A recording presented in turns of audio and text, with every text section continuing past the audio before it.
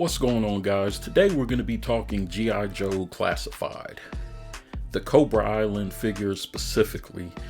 And I was going to do a video on these individually, but they've been out for a while, so I figured I'll just knock it out in one shot.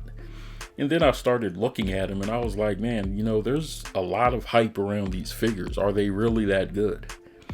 And so I think that's what I'm going to do the video on. Are these figures all hype?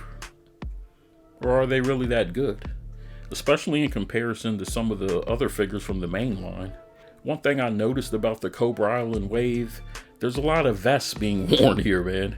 You got Beachhead, you got Cobra Trooper, Viper, and Firefly. So that's 4 out of the 6 characters that are wearing a vest.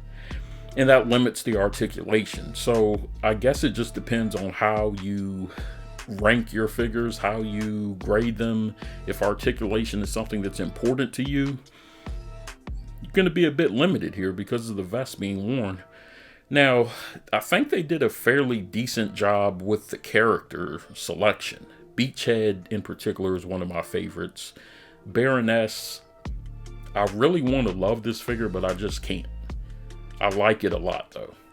And really the main problem I have with it are the arms. There's just not enough articulation in the arms for me. Everything else on it looks cool.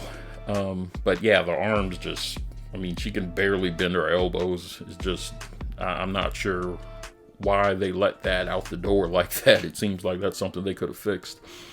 Firefly,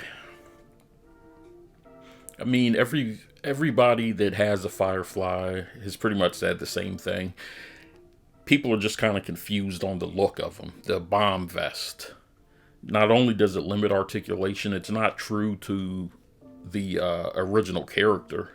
Which, they can switch things up a bit. I don't have a problem with that. But man, if you're going to limit articulation, at least give us something that makes it worth it. In my opinion, this doesn't make it worth it. I'm sure we'll get another Firefly at some point that just, doesn't have the vest and looks more like the original. Hopefully with Beachhead, the same thing will happen because I really want the camouflage pants. And hopefully we don't get green weapons with them next time because I don't know what they were thinking. It was kind of like the weapons were an afterthought. So not a big fan of Beachhead's weapons. Roadblock, surprisingly, is probably the figure with the best articulation. Granted, his arms are a bit limited, but in terms of the ab crunch and everything, he's not wearing a vest. This is a version of Roadblock that doesn't have the vest on. So that's a plus, although I hate the uniform that he's wearing, the shirt. Not a fan of it. It's just kind of a boring figure, and it's a reason that these were peg warming.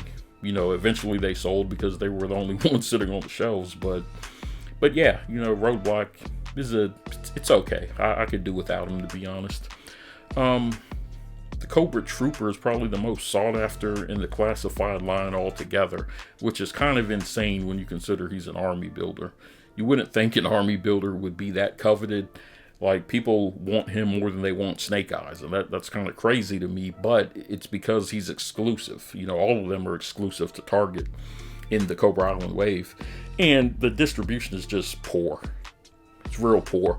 But I think if the distribution was a lot better, I don't think there would be as much hype around these figures, to be honest with you. I think a case could be made, that the Red Ninja is better than some of these figures. Duke has more articulation than some of these figures. Granted, people aren't a big fan of the color scheme on Duke, but, in terms of an overall figure, he's better than Roadblock for sure. Destro, Cobra Commander, these figures are better than Baroness and Firefly. So a lot of people, and I'm not hating on these figures, so don't take it that way. There's no hate. I'm happy to have them in my collection. I was on Pop Finder out early in the morning, standing in line to get them. I'm happy to have them. But I do feel like there's a lot of unwarranted hype around them.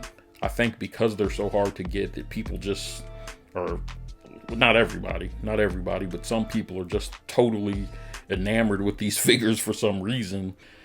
But that's how it goes, man.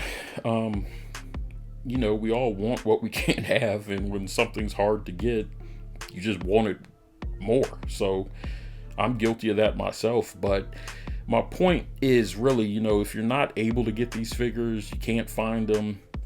I've seen a lot of people quitting the line altogether because of the difficulty in finding them. And I just want to say, I don't think you should. I don't think you should quit just because you can't find these figures. If you want to quit just because overall the distribution is poor, like on even the mainline figures, I can completely understand that. I think they dropped the ball with this latest release with Zartan and the Cobra Infantry Trooper. You know, those should have came out on time. Some places got them, some didn't. It's hit or miss. Pandemic may be responsible for some of that. I'm not really sure. Not really sure what the problem is. But, you know, I would say stick it out, because I think we're going to see some of these being re-released and better figures coming out. I'm looking forward to Flint. Lady J looks decent. I don't know. I'll have to wait till I get her in hand to give a final verdict. But, you know, Zartan is another one that's a good figure. So if you can't get your hands on these Cobra Island figures, I'd say just, you know, don't give up. Don't give up and let it get to you. If you don't want to pay scalper prices, don't pay them. I'm sure at some point Hasbro's going to find some way to work these back into the cycle and, you know, get them in the hands of people that want them. So anyway, let me know what you guys think in the comments. Do you think that this line is all hype? Do you think that some of it's hype? Let me know what you think. Thanks for watching. As always, thank you for your support. More videos are on the way, and I'll see you next time.